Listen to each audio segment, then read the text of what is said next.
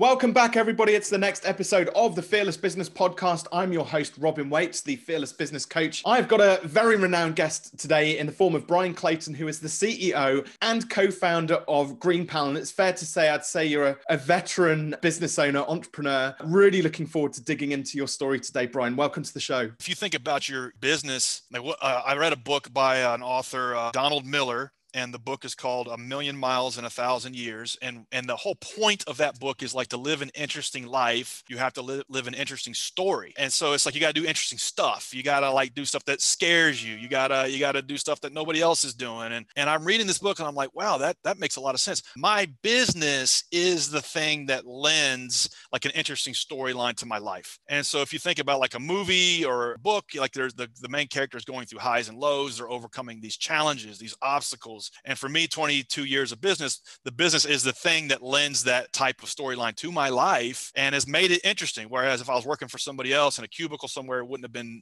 nowhere near as interesting, would have been less risky, but every good story involves an element of risk. And so if you look at your business and reframe it in the context of like that, it's like, yeah, I'm going through a tough time right now, a tough year, but this is the part of the story that makes like the triumph that much better. It can kind of help you kind of stay the long haul. Yeah, I discovered that book very recently, actually. It's one of those few books as well where I remember walking up the hill with my dog.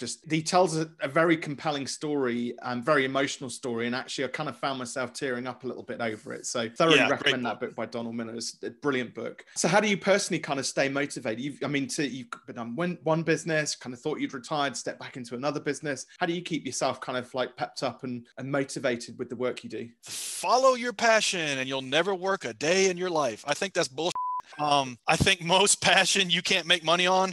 And so like, I'll dispel that. So I think replace passion with purpose. I think your business can be the thing that lends you purpose in life. It certainly is for me. You know, when I sold my first company, I went through a kind of melancholy period where I didn't have purpose. You know, like I was doing investing and a little bit of consulting for free as a hobby, but I didn't have the purpose. And so like I went back in the game, got back in the trenches, and suddenly I had this purpose all over again. And so that purpose can evolve. It has for me, you know, with GreenPal, but now the purpose that I have in the business is there's thousands of small business owners that use our software to run their business. Little lawn care services, solo one man, one woman shops that if we don't do well, if we don't do what we're supposed to, if we don't execute, they're not going to have a livelihood. And they've kind of grown their business on top of our platform. So I take that very seriously. And that's why I get out of bed in the morning, and the business is the thing that gives me that. That's what keeps me going. You know, it's still very much day one for us.